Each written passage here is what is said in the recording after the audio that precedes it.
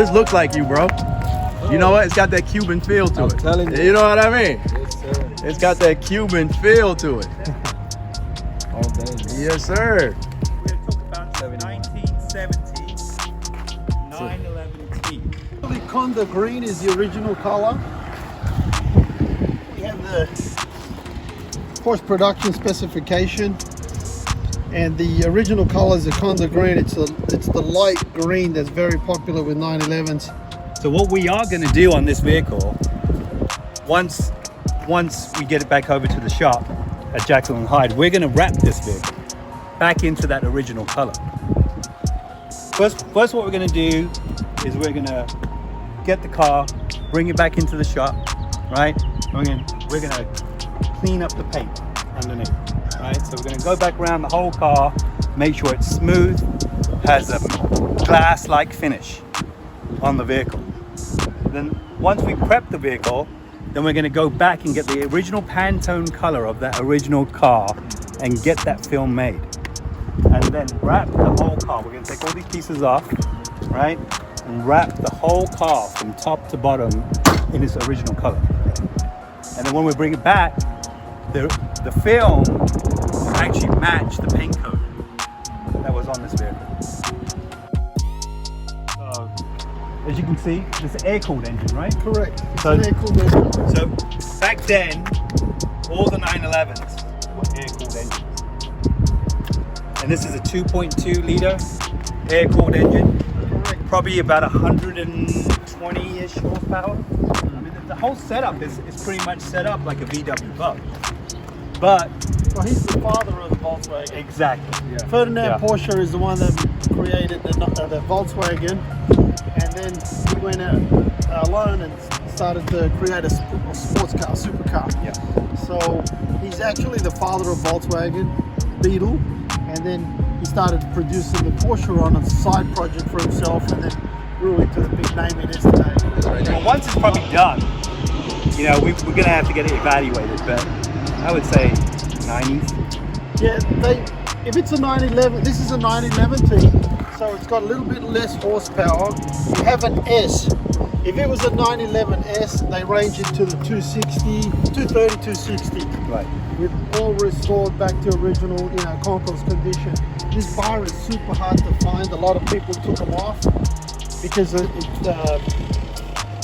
gets in the way of the license plate. So it's hard to find this. Yeah, one with an original bar. Yeah, with a bar.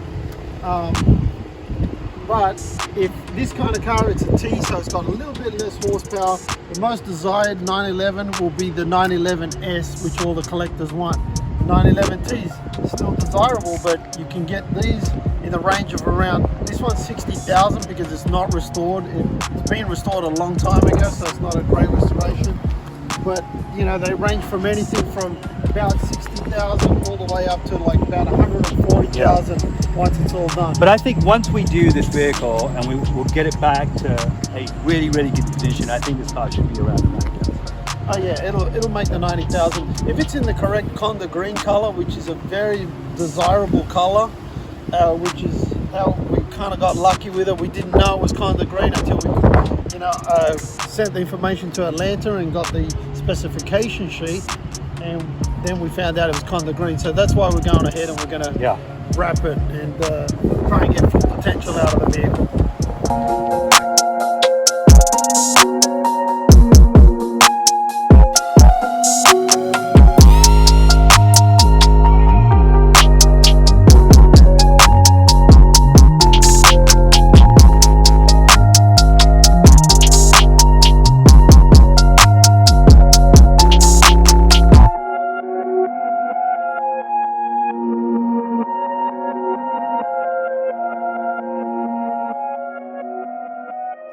So this one came after the 70, and the differences that you're going to see is the light here on the bottom. Right. They removed the blinker and moved it to the bottom here, and they made a sharper look at the front. They increased the size of the bumpers because it was a US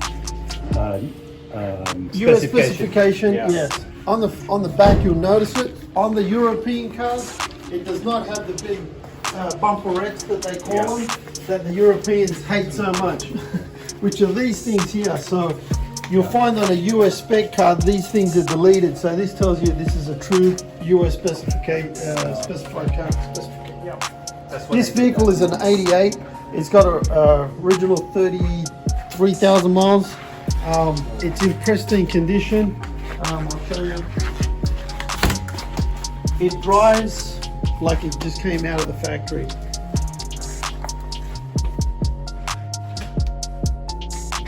As the vehicles progress, they could go faster, right?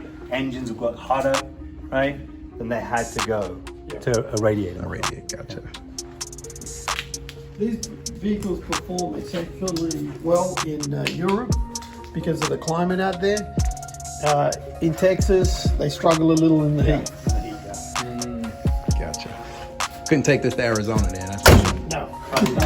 You could park it in the garage. Exactly. Which a lot of guys do. Right. It's a collector's car. At the end of the day. This vehicle has even the original window sticker we managed to get. And if you can have a look, in 1988, it was worth $49,837. Wow. So what does it go for today? That's a lot of money back in that. It's sold for $69,000. 69,000. It's actually a client in California is picking it up next week.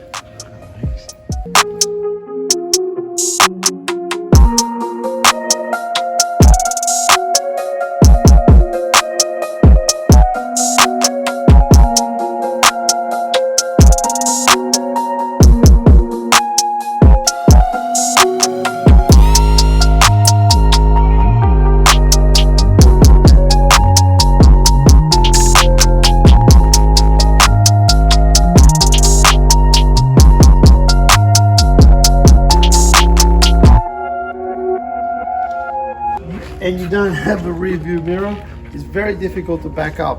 So a lot of complaints through Ferrari they received, and so they ended up moving the single mirror down to this position here and putting one mirror on each side, but they're not desirable and they're not collectible as the flying mirror is. And they did only like 2 runs. They did 121 of the 85 and 300 of this one. And then they stopped the flying mirror edition. Now the thing with Miami Vice, they were using a fiberglass car. Enzo got upset, so he said, "Hey, I'm going to throw you a Ferrari, so you'd use the right brand for your show." And it made the flying mirrors a super popular model. Yeah. A lot of collectors look for the single flying mirror. Right. And I think the actual Miami Vice white sold for 1.2 million, I think. The original one? The original one that they used in the series. Yeah. Yeah, it's a collector's How item much now. is this one? It's only got 16,000 original miles. And it just cranks straight up. Miles, yep. Yeah, pretty cool. What's the ticket on this one? It's 159. They did have a bit of a spike and they were into the 180s, 190s. Right. The handles under here hitting. But it's all quality leathers, you know, Italian.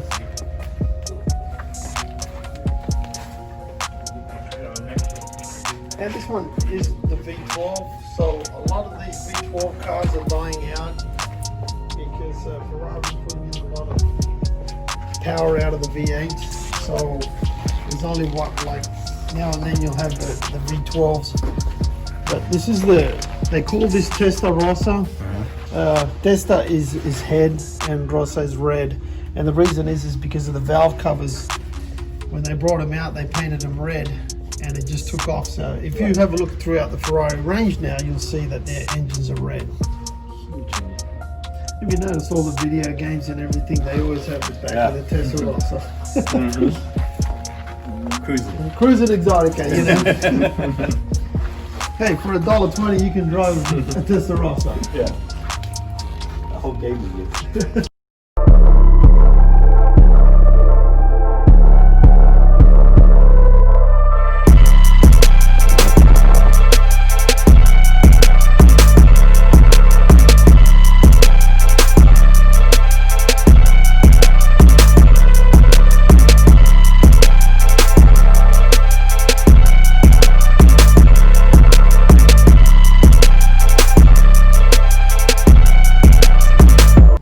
car, you know, it's a very nice car.